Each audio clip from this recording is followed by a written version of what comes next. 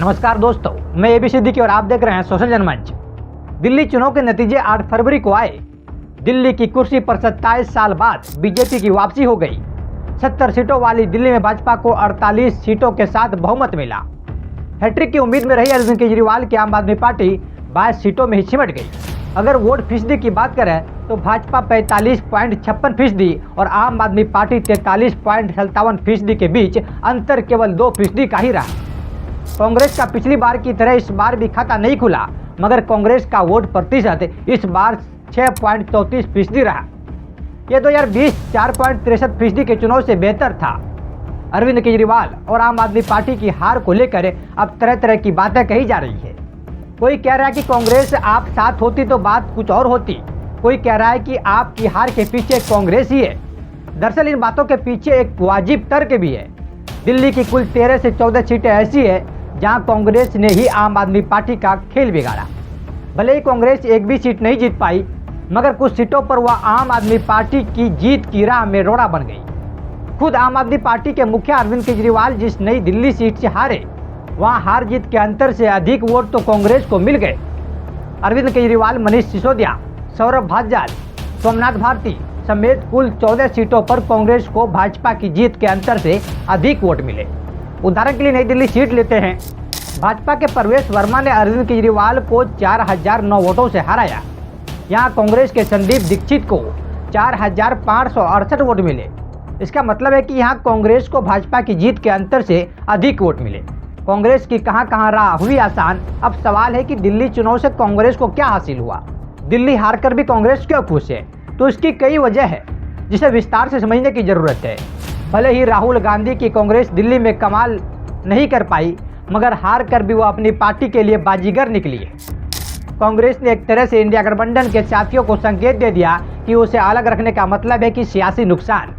इस तरह अगर देखा जाए तो आम आदमी पार्टी की हार में कांग्रेस के लिए खुशखबरी छिपी है। तो चलिए जानते हैं दिल्ली का परिणाम कांग्रेस के लिए कैसे 3 खुशखबरी साबित होने वाली है। सबसे पहला है, अब आंख नहीं दिखा पाएंगे तेजस्वी। बिहार में इस साल के आखिर में चुनाव है। दिल्ली चुनाव से पहले तेजस्वी लगातार कांग्रेस को आंख दिखा रहे थे। हरियाणा और महाराष्ट्र चुनाव में हार के बाद कांग्रेस की स्थिति कमजोर हो गई। इसकी वजह से राजद कांग्रेस को पहले की तरह भाव नहीं दे रही थी। राजद कांग्रेस को इग्नोर मार रही थी। राजद चाहती है कि कांग्रेस सीट के मेलभाव की स्थिति में नहीं रहे, इसीलिए राजद ने तो कांग्रेस को अकेले चुनाव लड़ने की भी चुनौती दे दी। मगर दिल्ली चुनाव के नतीजों ने राजद को अब सावधान कर दिया। राजद दिल्ली में देख चुकी है कि कांग्रेस को अलग रखने का नतीजा, ऐसे में अब कांग्रेस को राजद आंख नहीं दिखा पाएगी। सीट के मेलभाव में कांग्रेस की आवाज़ सुनी जाएगी। दिल्ली के नतीजों में राजद यह समझ गई, कांग्रेस भले ही जीत का माध्यम बने ना बने, मगर हार का कारण जरूर बन सकती है।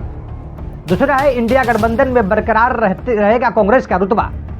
इंडिया गठबंधन में कांग्रेस की वजूद की खतरे में थी। अरविंद केजरीवाल ने तो इंडिया गठबंधन से कांग्रेस को अलग करने की डिमांड कर दी थी। ममता की तेवर भी अलग थे। खुद अखिलेश यादव और तेजस्वी यादव भी कांग्रेस की कप्तानी से खुश नहीं थी।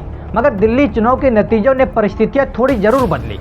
अब कांग्रेस को इंडिया गठबंधन से अलग करने की बात शायद ही होगी, कारण कि अरविंद केजरीवाल खुद अब कुछ बोलने की स्थिति में नहीं रहे। अब सबको समझ में जरूर आएगा कि कांग्रेस को साइडलाइन करने का मतलब है अपने पैर पर कुल्हाड़ी मारना। तीसरा है, पंजाब में कांग्रेस की खिली बाँचें। पंजाब में भगवंत मान सरकार से पहले कांग्रेस की सरकार थी। अब दिल्ली में आम आदमी पार्टी की हार का फायदा कांग्रेस को पंजाब में मिल सकता है। अभी जिस तरह की हलचल है, उससे लग रहा है कि दिल्ली का असर पंजाब पर भी पड़ेगा। दिल्ली में हार के बाद अरविंद केजरीवाल का दखल पंजाब सरकार में बढ़ सकता है। ऐसे में पंजाब आप में खलबली मचने का संकेत है। अगर ऐसा होता है तो आम आदमी पार्टी कमजोर हो सकती है, गुटबाजी हो सकती है। इसका फायदा कांग्रेस को पंजाब में अगले चुनाव में मिल सकता है। यहाँ वैसे भी शुरू से ही भाजपा कमजोर रही है। किन किन सीटों पर आपको कांग्रेस ने पहुंचाया नुकसान? नई दिल्ली, जंगपुरा, त्रिलोकपुरी, ग्रेटर कैलाश, छतरपुर, मालवीय नगर, मादीपुर, राजन नगर, संगम विहार, नागलोई, तिमारपुर, बिजवासन और महरेली। इन सीटों पर कांग्रेस को मिले वोट भाजपा की जीत के अंतर से अधिक थे। राजनीतिक विश्लेषकों का कहना है कि अगर कांग्रेस और आम आदमी पार्टी साथ चुनाव लड़ते तो इन सीटों पर नतीजे कुछ अलग होते।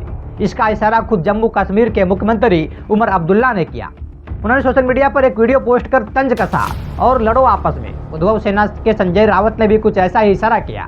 संजय राउत ने कहा कि आप और कांग्रेस की राजनीतिक प्रतिद्वंदी बीजेपी है, दोनों को साथ आना चाहिए था। अगर दोनों साथ आए होते तो बीजेपी की हार गिनती के पहले घंटे में तय हो जाती। बाकी राजनीतिक विश्लेषण के लिए बने रहे हमारे साथ। जय हिंद, जय भारत।